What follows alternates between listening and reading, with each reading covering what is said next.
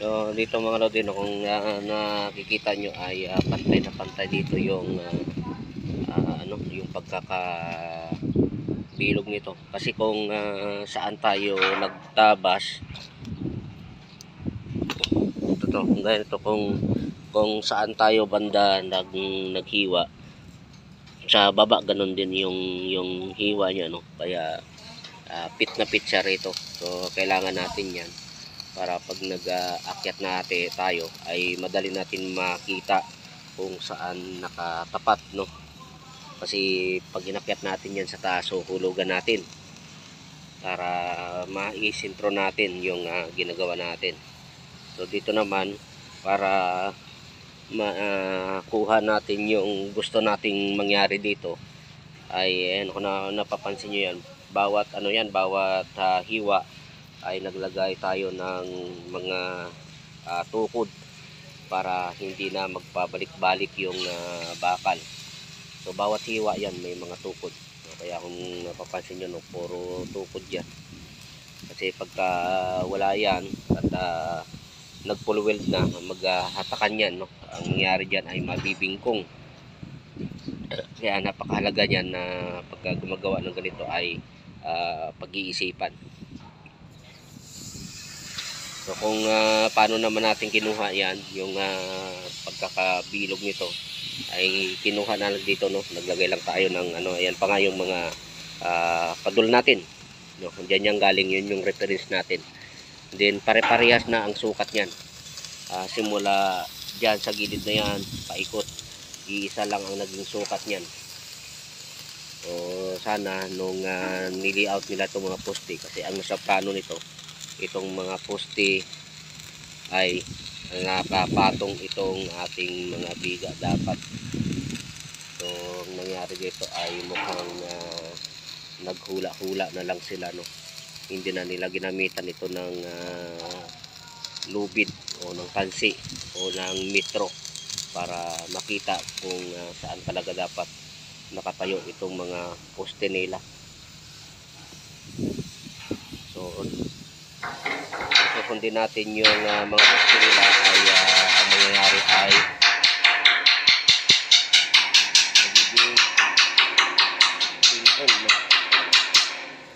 magiging bingkong, parang bulang na yupi ito pagka sinundan natin yung kanilang mga poste. At ito ay matagal na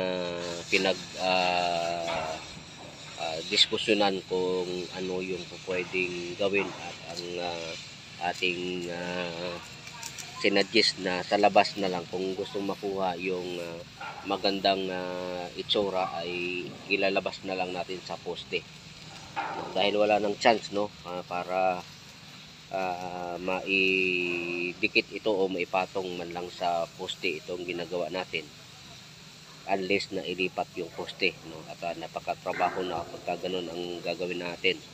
So para makapatong itong ating dito, itong ating biga, ay magi-extend ngayon tayo dito ng biga, no, sa palayo dito sa poste para maabot niya itong biga natin. So ganoon na lang doon sa ipapatong. So kahit isa man lang walang tumama dito sa kanilang mga ginawa, no.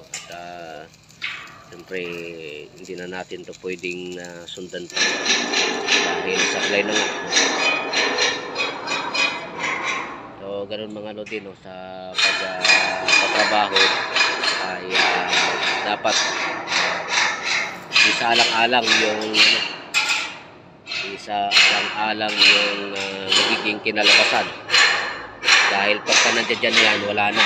So kagaya nito, wala nang pag-asa para maayos pa itong mga poste nila.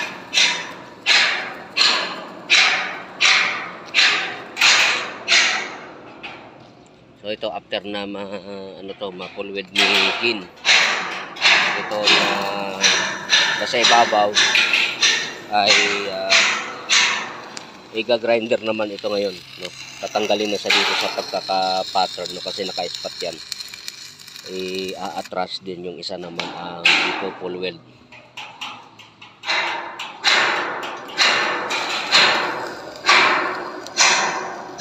So bali, dalawang araw din ito. Dalawang araw na ginawa. Yung unang araw nito ang medyo mahirap kasi nililakad pa natin.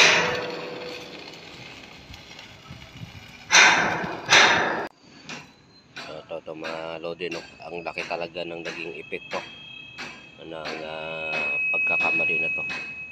So yung poste na yan ay inilipat natin dahil hindi tumugma doon sa poste na yon. Yung poste na yon sa dulo na yon hindi nagtugma, pumasok itong poste na ito kaya nilipat. At syempre pa yung nagawa nating biga dito na pabilog ay binago din. So ganun kalaki ang naging epekto, kapag nagkamali sa trabaho, lahat nadadamay. So to, tapos na sana ito, itong mga biga na to, tapos na yan. Kaya lang nung binago ang poste ay siyempre babaguhin din yan, susundan kung saan yung poste. Kaya another 3 araw na naman na abala dito.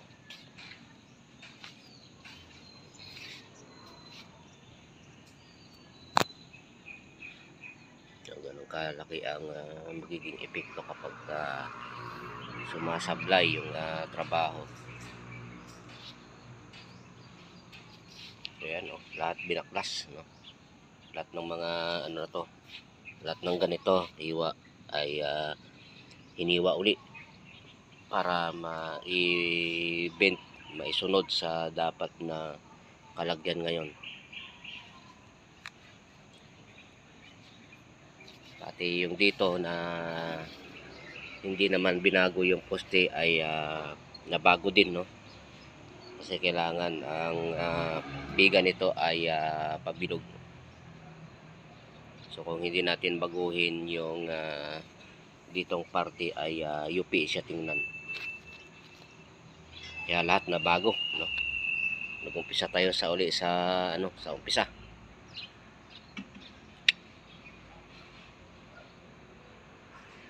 So ang masaklap nito kasi ito, yung mga dati nang may welding, kapag tinabas uli natin ng acetylene yan, mahirap na siya uli weldingin, dahil may mga ribaba na. So ang pangit na tingnan, bugbog na yung bakal. Kaya dapat ingat-ingat sa sa paggawa, hindi lang basta sundan yung plano, kundi titingnan din yung trabaho. So dito matagal to pag pinagdidiskusyonan kung nagkamali ba sila o hindi, dahil sinundan daw nila yung plano. So balit nung sinukat na natin ay talagang na-confirm na may pagkakamali, kaya nangyari, binago.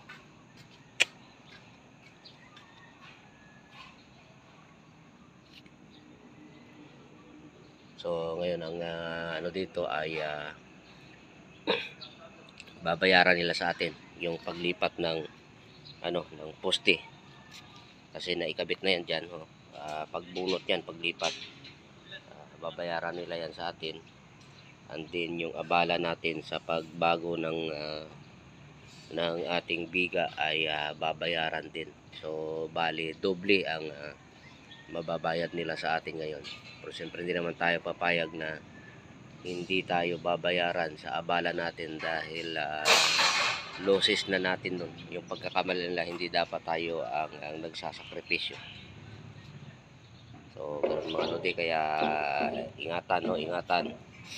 Maliban sa sundin yung nasa plano, i-confirm din, kasi minsan yung mga plano ay pagdating sa actual na sitwasyon ay nagbabago yan, depende sa sitwasyon. So ito mamaya to, i-akit na to mamaya.